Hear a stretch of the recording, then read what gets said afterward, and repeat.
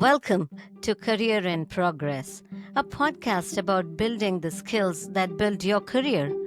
In this episode, with my amazing guest, I will dive into essential skills we all need for presenting complex ideas with clarity and impact, how to approach and create a compelling pitch for our next role, how to balance between the multiple hats we all wear and the leadership skills that are critical to thrive and lead in an AI era, and much more. With excitement, I introduce today's guest, Prashanthi Ravanavarapu. Prashanthi Ravanavarapu is a product executive known for her focus on purpose driven innovation, financial inclusion, and social impact. She is currently the Vice President of Product Sustainability Management at Workiva. Previously, she spent over 17 years at PayPal in roles spanning data analytics, product architecture, and customer experience, with an emphasis on expanding access to financial services, particularly for the underserved population. Prashanthi often writes on LinkedIn and on her Substack newsletter named Radical Change Makers, where she shares insights on product management, leadership, financial wellness, and purposeful product management, drawing from her extensive experience. Let's begin our conversation with Prashanthi Ravanavarapu.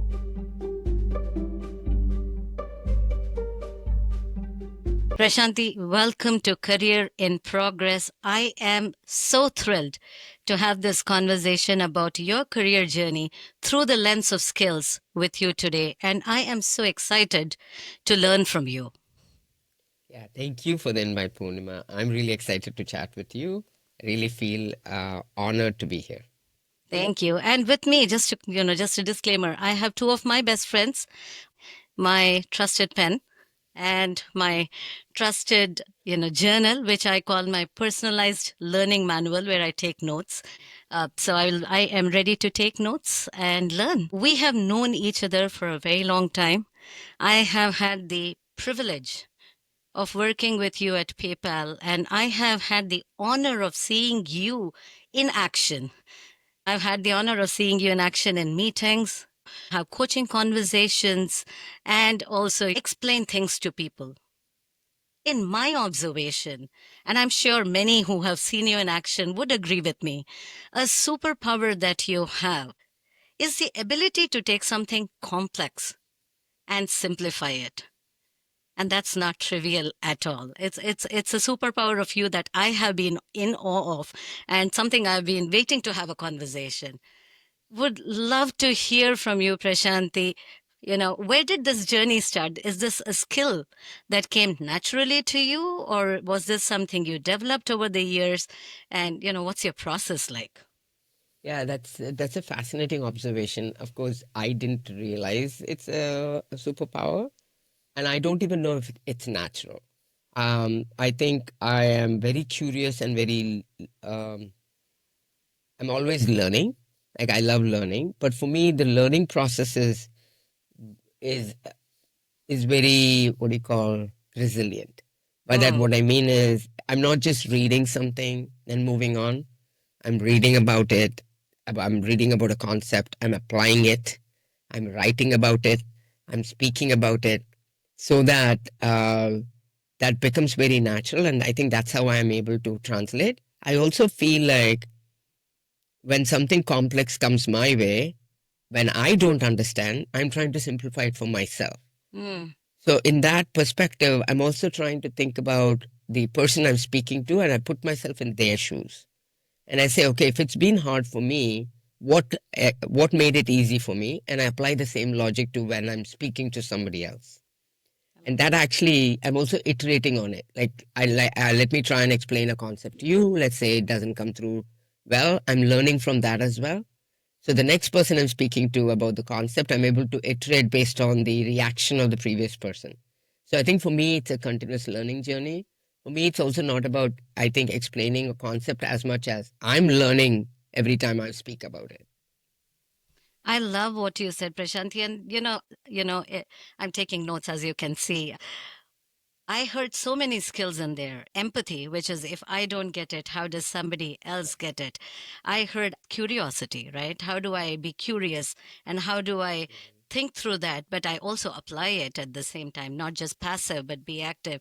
I also heard active listening in that, which is how do I listen through that so that I process it, I understand it. And I also heard a high amount of humility in that process, which is this is not about me, this is about me understanding it, and this is about me going into the depth so that I can help somebody else understand it. Does that kind of summarize and resonate? To me, that's like, wow, there's so much complexity to it, and you make it look simple. Yeah, I think you captured all of that right. But that's the beauty of knowledge, correct? Mm. Knowledge doesn't come easy, even though people might think. And knowledge doesn't come easy for everybody, right? Everybody has their own process. I think appreciation for the depth of knowledge is what I have a lot of respect for. I love that. Knowledge doesn't come easy. That's like, a book title right up there, Prashanti, for you. I think it was Leonardo da Vinci who said simplicity is the ultimate sophistication, right? Yeah, yes, yes, wonderful, isn't it? Yeah, we always think simple is easy, but it is Yeah, not. It is the it's the most hard. complex thing. Walk me through a process as you are having these, you're a phenomenon product leader, but you also take on the most complicated processes and product ideas. How do you process all of this and how do you bring it to life as you're working with your team and explaining it to people to make sure everybody is on the same page, right? Because I think your ultimate goal is the clarity that comes from that simplification. Yeah, yeah, wonderful question. Clarity is kindness, I love right? that. And And it's that's about that's that's Brene Brown. Yep. probably. I have no idea actually who quoted it, but Clarity. clarity is kindness. Yep. Uh, and I think a lot of the problems can be solved with clarity. Mm. And when you talked about, well, you asked the question about how do you take a complex problem or a complex product idea and how do you actually make sure everybody's aligned and built? It's actually stepping back. It's back to the same thing about like starting with why we are doing Mm. something. And for us in product, a lot of the why is the customer or the people, right? For me, it's always starting about what does the customer need or what is the struggle that they're trying to overcome? What's the job to be done that they're trying to make progress on? And that is the beginning of anything. When you start with the customer, I'm irrelevant, you're irrelevant, the company is irrelevant. So you start with the customer, make sure everybody understands the customer perspective by walking in their shoes. Then, so what happens is now everybody becomes a crusader for the customer. Mm. So it's not even about me sharing the idea because my idea is irrelevant. What is relevant is a customer problem. So I always say it's first the customer, then the company, then the team, then the you. So if you go in that perspective, then everything else becomes relevant. It's easy for us to talk in the terms of the impact you're trying to have on the customer. Egos are gone. My idea is better than you is gone. Competition is gone. Everybody's having single purpose, and the purpose is the customer and making a difference for them. Then teams align towards that mission and vision. Teams align to work together to solve that problem. Again, like they've become crusaders now. They're no longer arguing or fighting or having an ego or competing with each other, but they're single mindedly focused on the customer and the progress. So for me, my job is to make sure the teams and people around me who are working are understanding that customer context, are walking in the shoes of the customer, and my job is to make sure I'm nudging them closer to that and creating an environment for that customer empathy. And in that, I'm also able to help set that vision and mission for the team and point in a direction together. And my job's done. Then they lead me to way of innovation. They lead me to greatness. They lead me to implementation. And my job is really just making sure I'm aligning to the vision. I'm aligning to the customer. I'm getting them to the clarity when there's confusion and step aside. My My mind is like lighting up with so many things that I'm hearing. Clarity, clear is kind. That is, I think, such a beautifully said statement, and one that is so powerful to say. You also talk about the team becoming the crusaders. The way I think about what you said is so beautiful, which is the outside in perspective, right? Think about the customer, the company, the team, and the you, which is a very invert of a lot of times how we all perceive, right? Our career journeys are about us. I really would love to double click on what you said here. Moving from the customer to your team, as you are coaching your team and trying to create this high performing team, how do you make this all about the customer, but all about their career journey? How do you have that balance? What does that conversation look like? And what skills Yeah, are the most important when you have that conversation? correct. So, first to clarify, I don't think if you go customer, company, team, you're sacrificing your career. I love that. I actually think when you go that way, you accelerate your career Love because you're that. able Can you to. double click more Yeah, on I that, will. Prashanthi? Yeah, I will. The reason I believe that your career gets accelerated when you go that way is one, you are truly understanding what you need to innovate and you're building for it by understanding the customer. So that helps you innovate better, stand out better.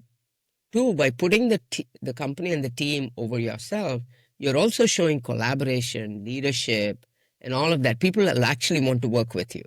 So you will get called for better projects going on and on. So that actually sets you up for more success. That doesn't mean you should not keep your career in mind. So it's about how do you achieve your career by not walking over people, but by walking with people. And that's the beauty of this approach. So when I'm coaching my team, I'm also having conversations proactively saying, hey, let's set up time to have a dedicated time for career conversation. Especially like, some people are not comfortable having career conversations with their managers. And this might be from different diverse dimensions. Like, for example, women might not be as comfortable as others. So in that case, I'm creating an environment where I'm saying, hey, practice that with me. Use it as a way for you to practice your career conversation, your promotion conversation, your pay hike conversation with me. That way, when you have another manager later, you're able to have these conversations naturally and they don't become like an extra thing. Because only you can vouch and evangelize for your career. Nobody else can. So how do you do that? So it's totally a balance. It's not one or the other. It's both together. I love that. It's both together. That's such a wonderfully said statement. And like you said, it's a balance. And how do you create a balance for yourself is going to be unique. It's going to be different than how somebody else creates that balance. So you really have to figure out that success sauce, that secret ingredient for That's your right. own self to get out there. I loved there's like so many things that you said really hit a note. What would your one or two skills that you would encourage people to think about? And I heard practice a lot in what you said, which is how do you get better at doing. But what are one or two skills that you would say people should really be focused on building in your experience that have helped have these difficult conversations, right? Because career conversations are great, they're enthusiastic conversations, but they also can be, like you said, for some women and others, it can be not a natural conversation. And I'll just add one more thing. For me personally, coming from a background where I was always taught to be humble. Don't talk about yourself. Let your work speak for yourself. Don't go and ask for things. That's my upbringing and background in a family where I was much taught about hard work, but not about asking. What would your, words of wisdom and guidance be for somebody who is trying to approach these conversations? Yeah. And was this Great. a natural one for you, Prashanti? Yeah. Great question. It's still not natural for me. Mm. Actually, I might not even be qualified to answer that question, but I will answer because sometimes it's okay to be hypocritical. By that, what I mean is I might not have the skill, but I know if a skill is needed, I can help others achieve the skill, even though I might not have it. So, by the way, I subscribe to the same belief because, again, ethnically, we are raised a certain way. Do your hard work, put your head down, the results will come and so on. Uh, I still believe it's a fact, but there's actually, there are several books that, verify that that can happen. But also, it's not always going to happen. the timing might not work out. Right? You might get the results 10 years from now, but then by then your career is really, the career heights have already been missed. So it is important for you to evangelize for yourself. And I think the balance is first and foremost thing, and I learned this from somebody who reported to me a few years ago. Mm, First and foremost thing is providing value. mm, Right? It's like all of us are providing value, right? We're all working hard.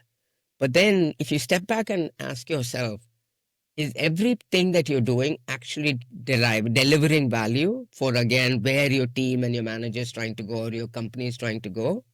You have to keep thinking about that, because then sometimes what could be valuable for impact could be different from what you like doing or what you want to do. Always aligning for, I'm picking this project. I'm picking this project because I like it, because I can do it, and all of that. But if you ask yourself, is it the most valuable project that needs your effort right now? Ask yourself that. Right? That's important. And then if you're focusing on that priority and showing value, then it's also about how you help others see the value you're providing. Because nobody has the time to think about what is Purnima doing. They're only thinking about what am I doing. So how do you throw the light on it? There's actually a book that I often recommend to people, which is Rise by Patty Azzarello. She actually talks about a wonderful framework. And she talks about the framework of do better, look better, connect better. Three simple, three simple things. I actually take that and put it to an Excel and give that as a format for people, especially people who don't feel comfortable evangelizing for themselves. I say, look, sometimes when you do your job, you think your job is doing 100% on the job. I ask them to say, actually, your job is not 100% to do the job or the task. You have to split it. So let's say, imagine a 4-column Excel spreadsheet. In the first column, row by row, you're adding the projects you're working on. Keep that yep. aside, right? That's the task you're doing. Let's say for you, building this podcast, right? Or, creating this podcast. In that, it's one line item, one project for you. Now, in that, think about the three next columns: do better, look better, connect better. So now in the do better, ask yourself, if let's say you were the podcast host you're looking up to right now, what would they do to do your podcast better? That is actually helping you put yourself in the shoes of somebody more successful than you and helping you think about 10 things you did not think about. Write that, right? That now is part of your project that you didn't plan. Then you think about the look better column and say, okay, what do I do to look better about my podcast? Is it writing a blog about it? Is it reaching out to 100 people about it? Whatever that might be. Is it going to networking events and proudly talking about it? It might not come naturally for you. But then when you take it as part of your task, you know you will get it done because you have the skills to do the work. You're just not comfortable with it. Then look at the connect better. If you are like an introvert like me, I don't feel comfortable just reaching out to successful people, going to networking events or whatever. Mhm. But what I am good at is evangelizing for the work at hand, not even me. I don't feel comfortable evangelizing for me. So what I do, use the project to connect to people. Again, it's not inorganic for me. I'm not using it as a strategy. But what I am saying is, like, for the project to be successful, who are the 10 people who need to know about it? My angle, though, is by having 10 people know about it, what value can I provide to them? That's my angle always. What value can I provide to them? So now with that framework, my work has expanded. So which means the task I'm going to do is only going to be 70%, which I thought was 100%. So instead of spending 40 hours a Mm. week on that project, I've reduced it to like 32. And the rest of the 8 hours or 5 hours or whatever is comfortable for you, you're splitting on the others too. Then all of a sudden your work is amplifying. Wow. I mean, that's, I think, the best coaching conversation I have had in months and months. Wow, that was amazing the way, you again showed your skill of taking something complex, putting it in Excel sheet, simplifying it right there. Loved you talking about align. Think about providing value. That's your what and why. Why are you doing this? What are you doing? You're aligning. Why are you doing this? You're providing value. And then how are you doing is the framework you provided just now, right? I'm going to advocate for reading Rice, Yeah. the book you highly recommended. I'm going to read it soon. I'm an introvert just like you. Even sitting on a podcast is like a big leap forward for me. But I know Congratulations. that I'm curious to learn, and which is what brings me here. So amazing, Prashanti. I really hope many people watch this, hear this, take the framework that you have so fantastically and simply laid out for us. Thank you so much. Yeah, thanks to Patty Azarello. But yes, I can translate it into easier things that we can use on a daily basis. Awesome. Do you have that conversation with your kids? Do they use this framework? It's a different coaching conversation with kids. With kids, Yeah. sometimes you have to be open to learn from them. So it's Mm. actually a mix of sharing your perspective, but then also learning a lot from them. I sometimes feel like my 19-year-old son is an amazing coach to me. I totally believe you. I think they say what child is the father of man. I think, Yeah, of course, something that's like that. Correct. something like that. So totally agree. I think they are the best teachers, but also the best coaching practice of saying Correct. yes and.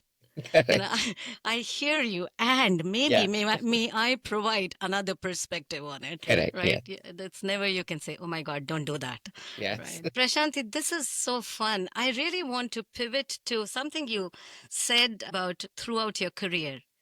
And when I look at your incredible career journey, you are a product leader today as the vice president of product sustainable management at Workiva, prior to which you've had a fantastic tenure at PayPal with 17 years, 10 Correct. different roles Mhm.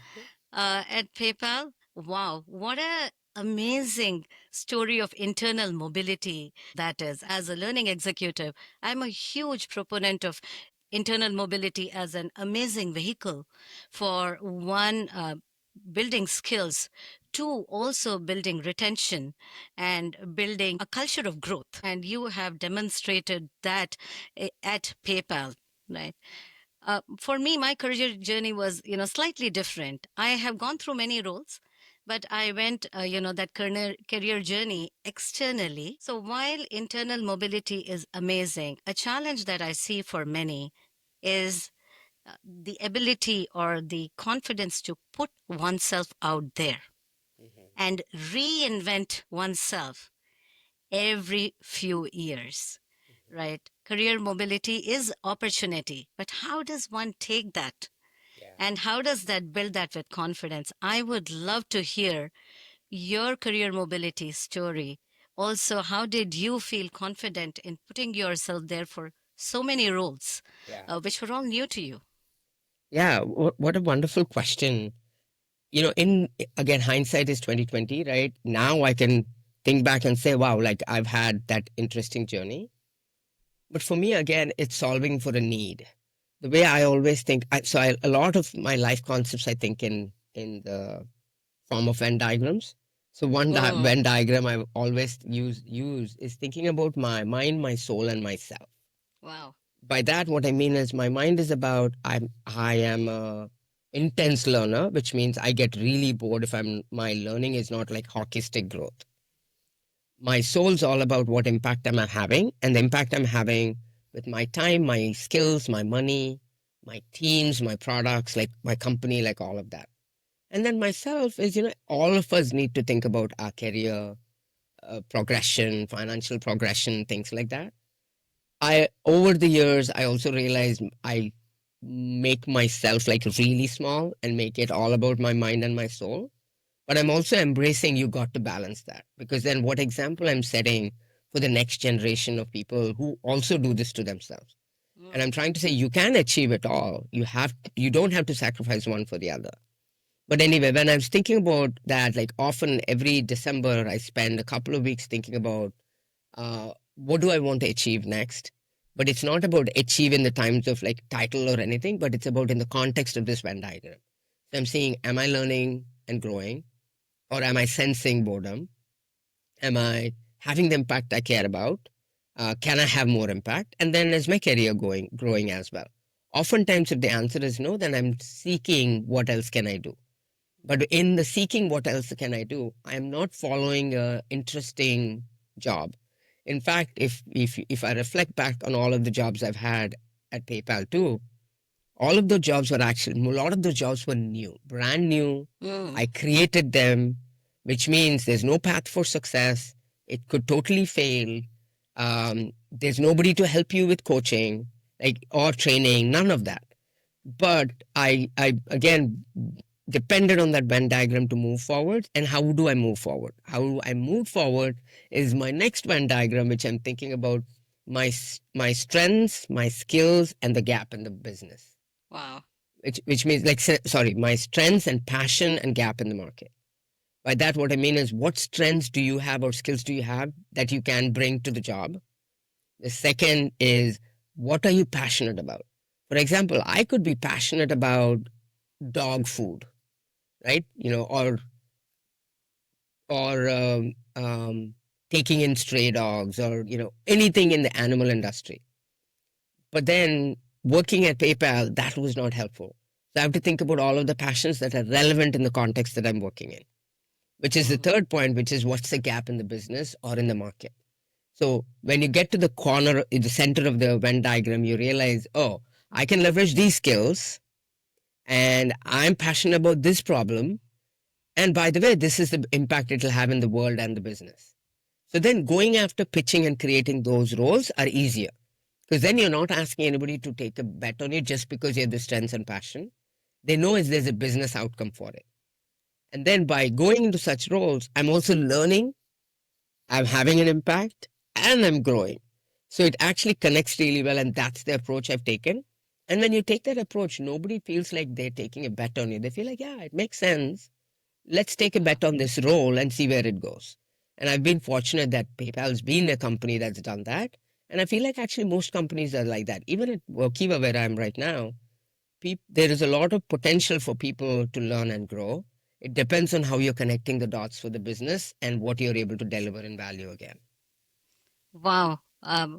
Venn diagram. Just could not have been said more visually and, amazingly. I'm going to double click on something you said. So, I really hope many people take this Venn diagram that you shared so beautifully as well as so honestly with us. I want to do that. Now, when I have the clarity of what this looks like for me, uh, I mean, getting really tactical here and putting you, I know, in a little bit of a hard spot for those who want to learn how to do this, right? How does one go and pitch for a role? What are the skill sets to keep in mind? And typically, you get maybe one meeting to do that. Yeah. So Yeah. how do you go? What are the skill sets and mindsets that one should prepare Yeah. for when they go for pitching for a role? Yeah. First it's like a job search. And second, it's like a building your product. Because here the product is you. You're trying to sell Mm. yourself and your skills. And it's not one pitch, by the way. It's many, many. And again, it's back to, when you're trying to build a product, you just don't build it, right? You do market research. You do the research on what's the gap that the customer is experiencing before you even put. Now, sometimes you might think, oh, I have an idea and I'll start with an idea. That's different. But for me, it's again about understanding what the needs in the market are, and for that, in the business. For example, I can talk to this gap, right? So before one of our CEOs, Dan Schulman, had come in, I was talking about financial inclusion from a different perspective, which is, how can we leverage the power of PayPal to help people who get kicked out of the banking system? But Mm. then it wasn't important because it wasn't a priority for the business. So then for me, it's a passion, but there's no gap to fill yet. But then when Dan Schulman had joined PayPal, he started talking about the purpose of the company being all about financial inclusion and financial wellness for people. So then it's about, okay, now the opportunity is there. Can I do something about it because I'm passionate about it? Mm. But I wasn't actually in a job. I was in a job in a team called Donations Product. I was building a product there. That was also impactful, super impactful. But then what I asked my manager is, can I get 10% time to go work on the side project? It's all about financial inclusion. So like a Because gig. yeah, it's really a gig. I'm interested. Nothing's going to change in my delivery for you, but I'm passionate about this. You know it. Can I work on it? So he let me do it. And as part of that, I ended up being part of a seed team of 6 people who were going across the country learning about what financial inclusion meant and what does financially underserved meant. And then I was part of that 6 people team. I was just learning with them. Through that, I was learning different skills, but I also learning about financial inclusion. Then that discovery helped other teams build out the product. But then I use that to also start learning about what else needs to be built in the company. Where do you need to, where there is a gap, where there could be opportunities. And through that journey, I went probably to at least 15, 20 leaders at different levels, trying to talk about, hey, like Dan Schulman's talking about this mission. How do we achieve it from your organization? What are you thinking? And then trying to see if there's a gap in their team that I can fill. After a dozen or so conversations, I started being able to connect a few dots and I realized, oh, actually having this role in this team could be really helpful. So I went to this team called Social Innovation Team. Even though I'm product, social innovation is typically a corporate social responsibility team. They don't think product, right? They think about a lot about connecting the employees, connecting the product, like all of that. So I went and pitched to the head of social impact, talking about again Dan's mission, how we can build it through product, and talking about my skills. And honestly, they took a bet on me. Sean Milliken, who was the head of that team, made a bet and said, no problem, I'll create a spot for you. And then I went in there, leaving a product team, going onto the sidelines, but working with many product teams from there. The role, I had to write the job description, I had to write the projects. Sean gave me full freedom on how to run the work.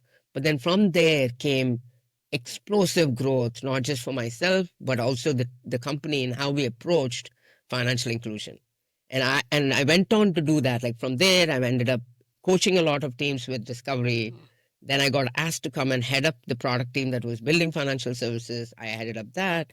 And so I kept doing that. And the approach, I think, might make more sense right now to you. Wow, this is amazing, right? I think the way I hear it is one, own your career. Nobody is going to hand it on a silver platter to you. Correct. Two, every idea is a good idea. Timing, wait for the timing. Sometimes ideas may be great, but wait for timing. Be persistent. Keep trying. Keep going to people. Keep talking about it. Keep, seeding that, as they say, right? You never know which dot connects when. The third, I think, which you said really well as a cohort group, that you said, I want 10% of my time, and all I'm going to do is learn. Mm-hmm. Right. Keep learning. Be curious. You never know where that's going to go, but don't have that end in mind. Focus on the process of learning and Yeah, going. correct. Right. Yes. That is so well said. And I think a lot of times, I think that is the thing with, be it internal mobility or be it a job, we are so focused on looking at the job description and defining, putting ourselves into that mold, versus really growing towards that. I think that can be a goal, but the goal is the end point and not the starting point. That's correct. Yeah, yeah. Job descriptions are malleable, right? If you want to live a life full of joy and fulfillment, you can be boxed in by a job description. Mm, And by the way, no manager is trying to box you into a job description. right. They want happy employees, they want engaged employees, they want employees who feel like they're growing. So then they will be very comfortable with you saying, yeah, I'm going to do this, plus I want to do this too. Nobody's going to stop you from that. Or they're also open to saying, well, these parts of the job don't make sense, but these parts I can deliver value. It's all about providing, again, the right value at the right time to the people. And it's also not about the idea, it's about the problem you're trying to solve. Mm. It's about the problem you solve. It's about the right time, the right Yeah. people, and continuous learning. Prashanti, shifting gears a little bit, I had the honor of reading your introduction, your bio up front. You wear so many hats, and you wear them with such elegance, actually unparalleled elegance, I will say. You're not only the one of the top product leaders, one of the top women leaders, but you're also an author who's actively writing on LinkedIn. You have an amazing, insightful Substack newsletter named Radical Change Makers. You also are an instructor who teaches aspiring product leaders. In addition to that, you're also passionate about financial literacy and how women invest. You are a mentor to many, you are a coach to many, you're an entrepreneur, you are a sports person. I know you are big into sports, you're a nature enthusiast, you're a mom, and yes, you are an animal and dog lover too. How do you, honestly, the list goes on. How do you manage so much? And what's your, secret mantra? And how do you think about so many hats you wear? And how does all that work out? What's the secret skill, or how do you think about that? Where you are, not overwhelmed, but really enjoying your journey, which is what I see. Yeah. I think you hit the nail on the head, which is I have fun. Like people have different definition of fun. For me, fun is learning. Fun is trying new things. I am naturally curious. So when I'm curious, I would like solving that problem. And when you want to solve that problem, you're going in and learning, right? Like, when we were interacting, I wanted to start a food truck. I I did, remember that. Yep. right? I started a food truck. It was more about learning how to do it. I wasn't trying to make a lot of money from it, but how do you do it? But then I did it. I did it while I was raising two really young children, having a full-time job. Um, but then once it's not scalable, I'm also happy to move on. Like I have no regrets. If something's not working, I end it. I move on. No problem. For me, it's following my interest, and also I'll say I used to have this saying on my laptop screen, Mm. which I don't think people should subscribe to, but it's all about the intensity of life that you leading until the day you die. But then And can you repeat that for me? the intensity of the life you lead until the day you die, Mm. for me that is high intensity. But then I know that everybody needs to have balance. People need to have a lot of balance. And then they also say, like, on your deathbed, people don't have regrets that you wished you worked more. That is true, but that was always like, yeah, that's. I always used to hear that. I'm like, yeah, makes sense, makes sense, makes sense. But then a couple of weeks it hit me. It everything doesn't have to be right for everybody, even though it makes sense. For me, I might actually regret I didn't read these two books or I didn't do this, because for me the priorities are like learning and growing, my family, my kids, like me being able to leave behind things that I've helped with. So I actually have written my eulogy and I work backwards from that. And when I have my eulogy written, I know what I want to do in my life while I'm here. And as I'm achieving those things, it just, I keep going and I keep having fun. And as far as finding time, you don't do it all at the same time, Mm. right? Like, for example, for a year and a half, I was writing a lot, but then I didn't have all this additional learning that I needed to do. But then now my writing is less consistent, but because also my work is extremely intense. And that's okay because now my learning is in a different channel. It's about balancing the different seasons and leveraging the different seasons at the right time. I do spend a lot of my free time in learning. I don't go partying. I don't do a lot of things that people do. But for me, that's my party. My party is in this room right here with my Mm. books. So it's about finding time to do what brings you joy. And recently I wrote a post also saying, what if work was a sport? Yep, You know, I I remember reading that. yeah, so Yes. I grew up playing, I was in track and field. I was training 8 to 12 hours a day. So my resilience comes from that too. Mm. So for me, work is my sport. I'm trying to see how far I'm stretching myself, how long can I go, what kind of intense projects can I go with, and what I do as a team. It's all about that for me. So then once I realized that, I'm like, yeah, my whole life just made sense for me. For me, work is a sport, and sport is fun when you love it. Wow. Two things I definitely want to go deeper before we go to the next conversation.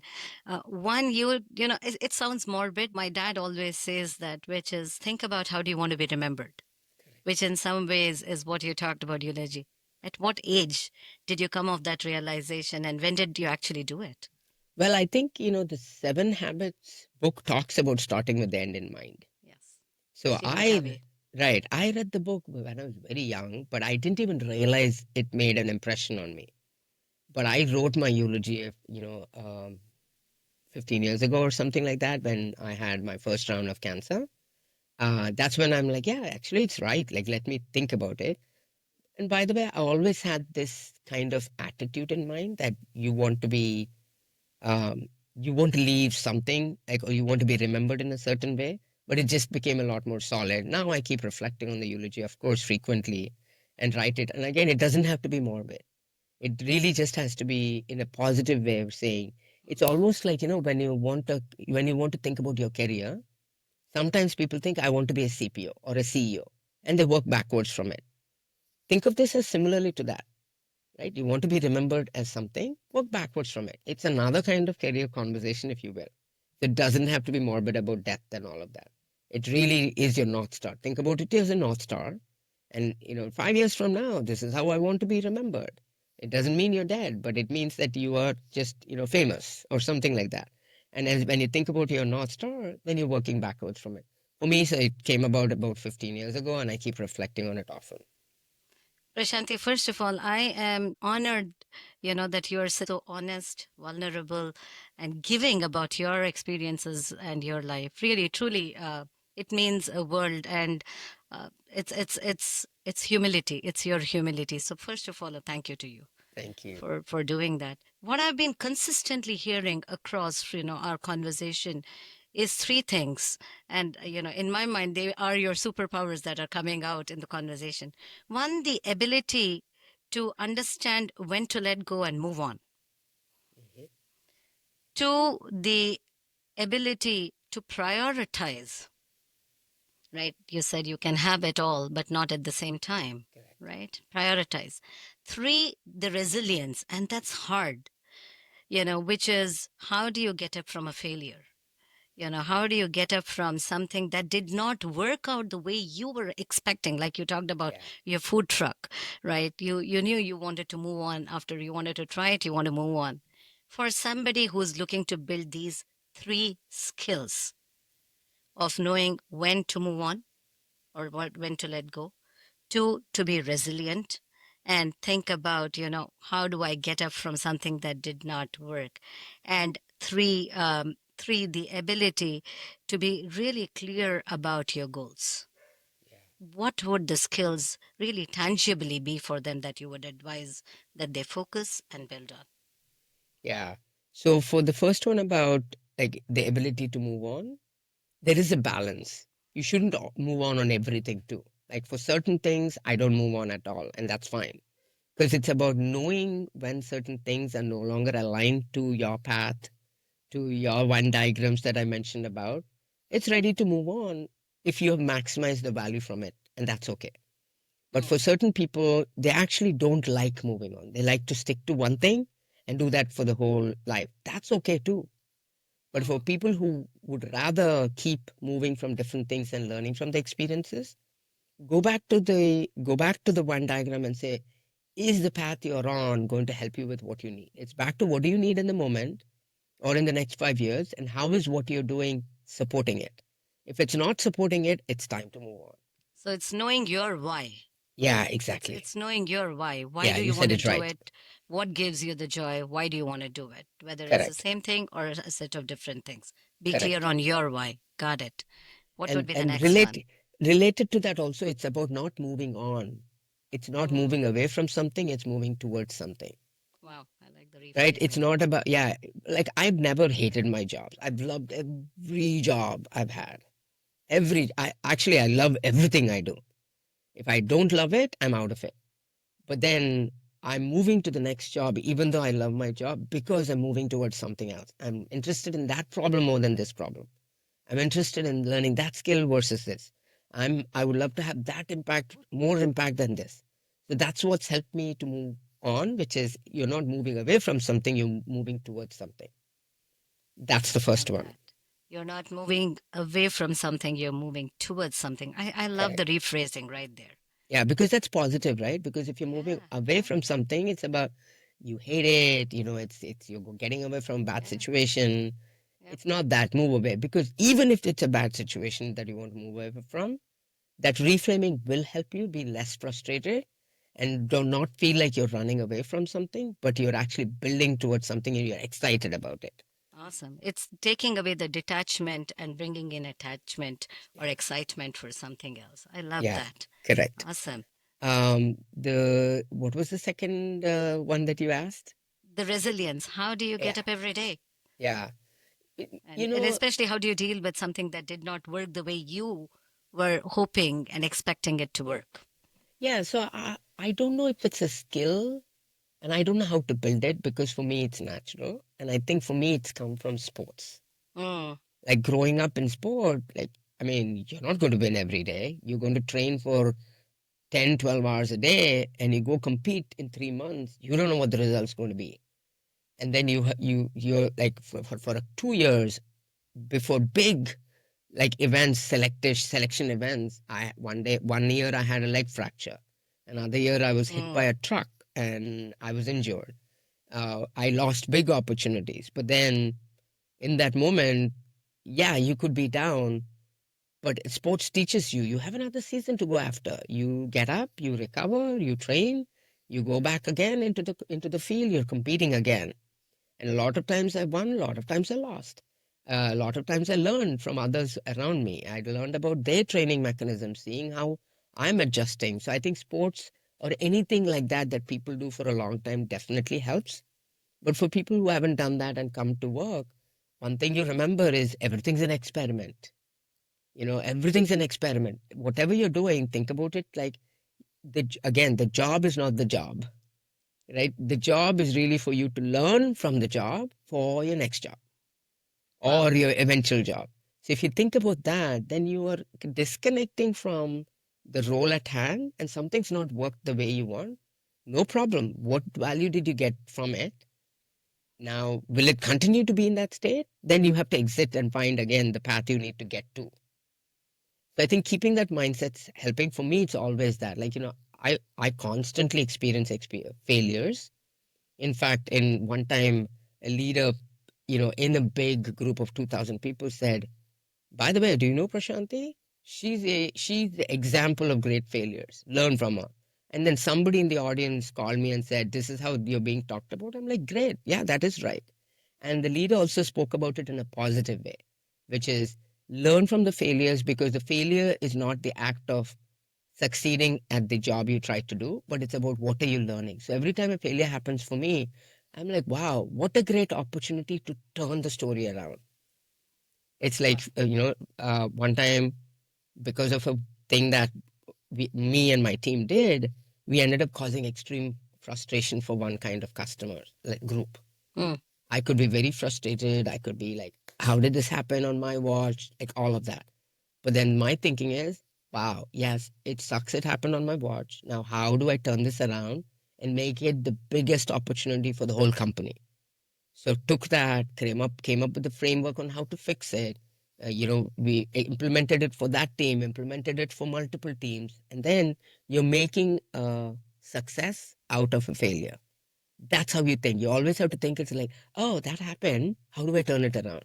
That's an opportunity given to you, not like, oh man, you failed. Wow, this is such a story of resilience, right? Uh, rephrasing, the power of rephrasing, which is don't look backwards, look forward. Don't look it as a failure, take it as a learning for your next success.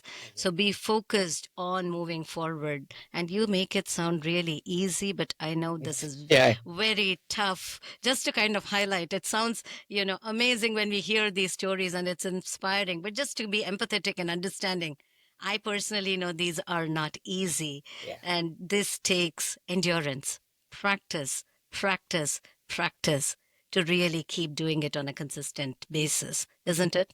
It is. And because in the end, it's all worth it. Like when you Mm. come on the other end, you can look at yourself and, look back.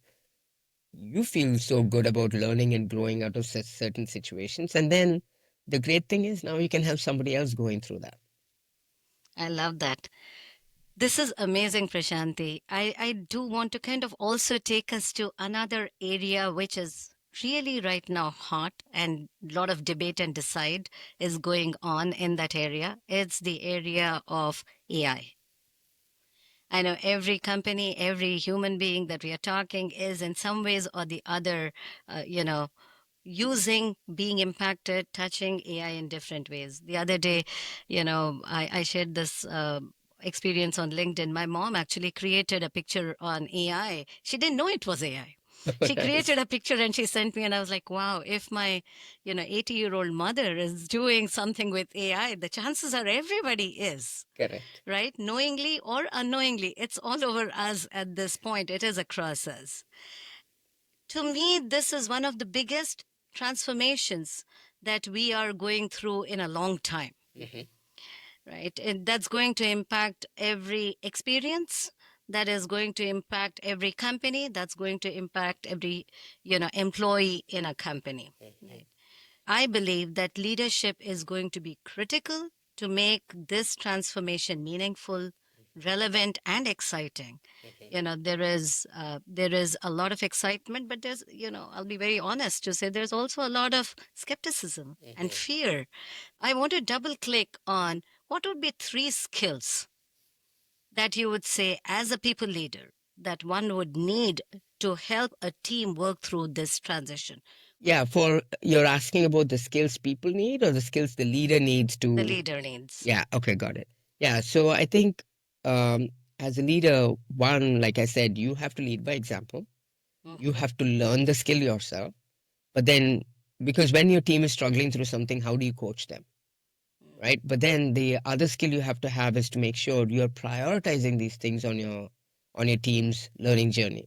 Today it might be AI, tomorrow it might be something else. Whatever it is, are you providing the learning avenues? Do they have access to training, tools, frameworks that they can use? And then are you putting them in projects where they can learn? Because learning, you can't just read about a skill and feel like you've learned it, right? Are you creating avenues for the team to be able to learn that? And then the other thing is also is like, how are you setting goals and evaluating performance based on certain skills? Like if you want your team to be really good at, let's say they're being data driven or like AI today, if you are not measuring how they are doing against that skill, then it's not going to stick. Make sure it's part of their goals. Make sure you're having that in your regular check ins. Make sure you're asking them in large meetings, not just individually. Let's say you have an all team meeting, you have the whole org coming in, all hands. Show examples of people, how people are using that skill. That way, it's inspiring others to follow that. So I think it's a combination of setting clear expectation, supporting with the tools and avenues, having inspiring ways for people to inspire each other, and then making sure and measuring that if they're applying those skills. I think those are a few things I would say will help. I just love the way you put things in a framework. Yes, set an example. Don't just talk the talk, but have the courage to walk the walk. Correct. Yeah. Give the opportunities to develop, provide an environment of failure Hmm. and growth, right? Hmm. Because our we are so often measured by our success, but never measured by our failures. Yeah. And in an environment which is evolving as fast as we are evolving, the chances are there are going to be many more failures than we have seen in the past. So Correct. how do we encourage Correct. that, and how do we measure that as success? Yeah. Right. So well said. That's amazing. Prashanti, I know we are, you and I can talk. This is the fun part, which is you and I can talk forever. And Yeah. I do want to continue to talk forever. Um, I do want to kind of do something fun with you. And I didn't tell you about this. I didn't tell you about anything, as a matter of fact. So I'm going to put you on a little bit of a timer Okay. and get into what I call the rapid fire. Sounds good. And we'll try to keep, again, I'm not going to like time box it to the T, but we'll try to keep every answer to no more than 1 minute. There's going to be 5 questions, and the 5 questions about 5 minutes. Does that Sounds work for good. you? Sounds good. I know you like, the sports energy, so let's bring that on. Right. Yeah. This is a question I'm, bringing for all those professionals who are starting the career now. So, looking back, what's the one skill you did not know you needed, but really wished the 20-year-old Prashanti had when she started her career in the United States or in a different country? It's about focusing on your career while you focus on everything else. Meaning, like what you talked about, do your work, but evangelize for your work, evangelize for the growth you need, and all of that. I would redo that. Awesome. And what would be the one skill that you would tangibly say, build this and do this? Asking for what you deserve. Asking for what you deserve. Awesome. Prashanti, I talked about a super skill of yours, and you said you were not really aware this was a super skill when we started, our conversation. What do you believe is your super skill that sets you apart? For me, it's, I think, taking really complex challenges, and when it's chaotic, it's crazy, nobody wants to touch that problem, I get attracted to those problems. And I think my superpower is taking that complex, chaotic problem, breaking it down into, bite-sized chunks and going at it and fixing it and pulling up my sleeves, getting in there, showing the team how to solve it, and go on the other end, leave the problem, and everybody wants to now work on it and go to the next big one. So, problem solving. Yeah. Problem solving. Chaotic, extremely hard problem solving. Chaotic problem solving. I love that. What will be three pro tips that you can provide somebody who is looking to build the skill of chaotic problem solving? Hmm. The first one I think would be patient impatience. By that, what I mean is be patient with yourself and the small steps you're taking. Sorry, be patient with the long game you have. You want to really achieve this highly unachievable goal. Be patient with yourself with that, but to be impatient on a daily basis to get more done towards that. That way, you are taking credit for the successes, many successes you're having, but you'll also have the resilience to go at it for 10 years because you've had many successes in the interim. So, being patient with yourself for the future, but being impatient for the actions you're taking today towards that future. Wow. So patient impatience. I love that. The short term and the long term, rather the long term And and the short. short term. That's amazing. Question four for you. And you already mentioned, something in this area. I'm just tempted to ask that question with the wealth of knowledge you have and the amount of books you read and process information. If you had to recommend one book or learning tool, one book, podcast, quote, anything that somebody is really looking to get inspired by, what would your recommendation be? It is so hard for I know a it's like picking a favorite child, right? And exactly that's for a that's a tough one. yeah for a book reader that's really hard. So I would recommend maybe this one. How Will You Measure Your Life by Clayton Christensen.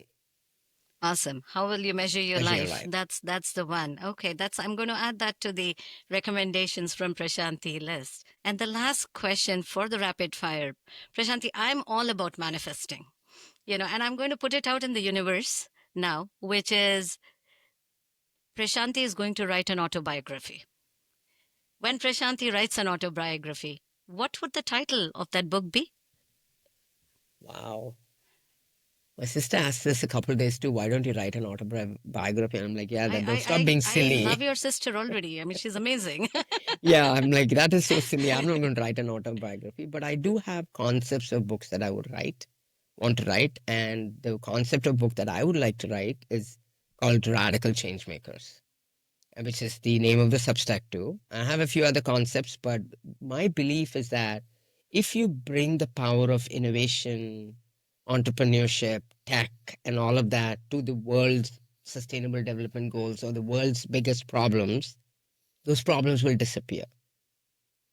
But a lot of people who have these skills focus on building their careers, building startups, building all of these things that might or might not directly impact these goals. So I believe there are a few set of purposeful product managers, technologists, and all of them who are taking this power of innovation, power of tech skills, and all of that, and applying it to these global problems. Mm. And they're radical change makers. And I want to write about them. It's about these people who are ending poverty in neighborhoods, creating work futures for people. Ending financial exclusion in neighborhoods. It's like so much can be done with that, and I want to inspire more and more people to become radical change makers.